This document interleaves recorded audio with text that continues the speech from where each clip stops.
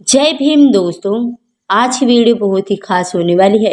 क्योंकि आज के इस वीडियो में हम जानेंगे एसटी और एससी के आरक्षण पर। जी हाँ दोस्तों, एसटी और एससी आरक्षण पर सुप्रीम कोर्ट ने पलटा 20 साल पुराना फैसला। और अब कोर्ट में क्या क्या होंगे बदलाव, चलिए इस वीडियो के जरिए जानते हैं। सुप्रीम कोर्ट के 7 न्यायाधीशों की संविधान पीठ ने यानी गुरुवार को 6-1 मत के बहुमत से दिए फैसले में कहा है कि एससी और एसटी वर्ग की ही ज़्यादा जरूरतमंद को आरक्षण का लाभ देने के लिए राज्य उपवर्गीकरण कर सकते हैं। लेकिन इसके साथ ही कोर्ट ने एसटी और एससी वर्ग के आरक्षण में क्रीमी लेयर को चिन्हित कर बाहर किए जाने वाले की जरूरत पर भी बल की दिया है, जबकि माला दीक्षित और नई दिल्ली सुप्रीम कोर्ट ने अनुसूचित जाति और अनुसूचित जमाती यानी एसटी और एससी के आरक्षण की मौजूद व्यवस्था को प्रभावित करने वाला ऐतिहासिक फैसला सुनाया है। यानी शीर्ष अदालत ने कोर्ट में कोटा यानी आरक्षण के भीतर आरक्षण पर मुहर लगाई है। इतना ही नहीं, कोर्ट ने एसटी और एससी वर्ग के आरक्षण में क्रीमी लेयर को चिन्हित कर बाहर भी कर दिया है और उसकी ज़रूरत पर भी बल दिया है, जबकि एसटी और एसटी वर्ग के उपवर्गीकरण एक आरक्षण लाभ देने के लिए राज्य सरकार और सर्वोच्च अदालत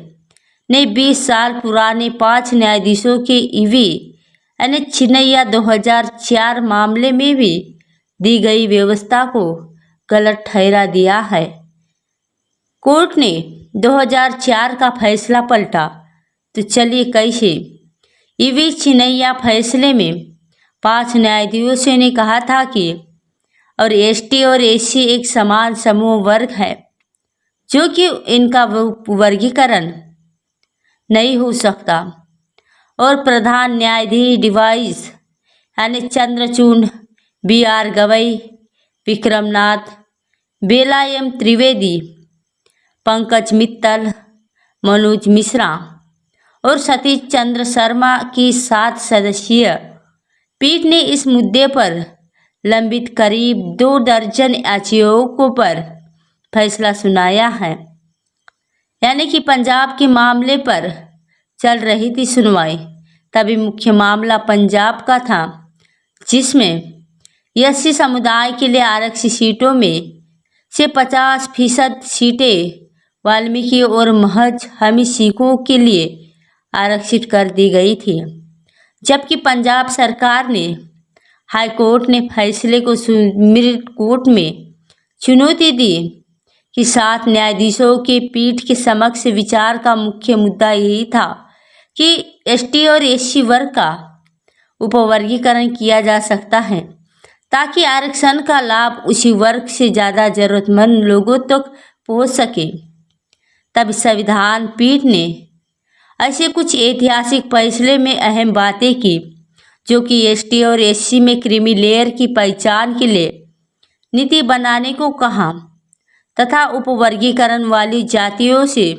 100% आरक्षण नहीं दिया जा सकता और वर्गीकरण तर्कसंगत सिद्धांत पर आधारित होना चाहिए।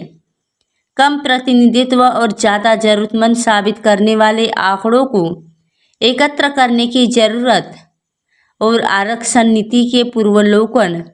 और उस्तान का कोई और तरीका खोजने पर भी कोर्ट का जोर डाला। तभी 565 पेज का है पूरा फैसला। चलिए इस मामले में ईवी छिनैया या 5 न्यायाधीशों का फैसला क्या था, जो कहता है कि एसटी और एससी वर्ग में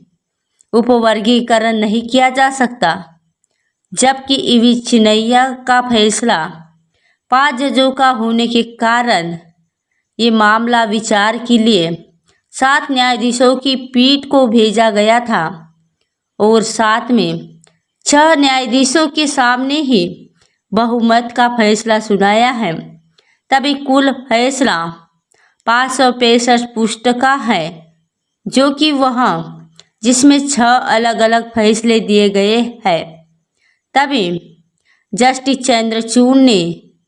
स्वयं और जस्टिस मनोज मिश्रा की ओर से फैसला दिया, जबकि जस्टिस गवई और जस्टिस विक्रमनाथ और जस्टिस पंकज मित्तल और जस्टिस सतीश चंद्र शर्मा ने अलग अलग दिए फैसले में जस्टिस चंद्रचूड़ और जस्टिस गवई के फैसले से सहमति जताई है। तभी जस्टिस बेला एम त्रिवेदी ने बहुमत से असहमति जताने वाला फैसला दिया है। जी हाँ, जो कि इस क्रिमिलेयर की पहचान पर जस्टिस चंद्रचूड़ ने फैसले में पूरा जोर यानी ST/SC आरक्षण में ज़्यादा जरूरतमंद को लाभ देने के लिए और राज्यों को SC/ST उपवर्गीकरण के अधिकार पर दिया है, जबकि जस्टिस गवई ने उपवर्गीकरण की व्यवस्था से सहमति जताने हुए अपने अलग से फैसले दिए और उसे ज़्यादा जोर ST और SC में क्रीमीलेयर की पहचान कर उन्हें बाहर करने की नीति बनाने की जरूरत पर दिखाई है। बाकी के अन्य न्यायाधीशों ने जस्टिस चंद्रचूड़ और जस्टिस गवई के फैसलों से सहमति जताते हुए अपने अलग अलग तर्क दिए हैं। यानी कि जस्टिस चंद्रचूड़ ने फैसले में कहा है कि राज्य को SC और ST के वर्ग के उपवर्गीकरण का अधिकार है, जबकि ST और SC के उपवर्गीकरण को संवैधानिक और सही ठहराते हुए उन्होंने कहा है कि संविधान का अनुच्छेद यानी 14 समानता उन वर्गों के वर्गीकरण की इजाज़त देता है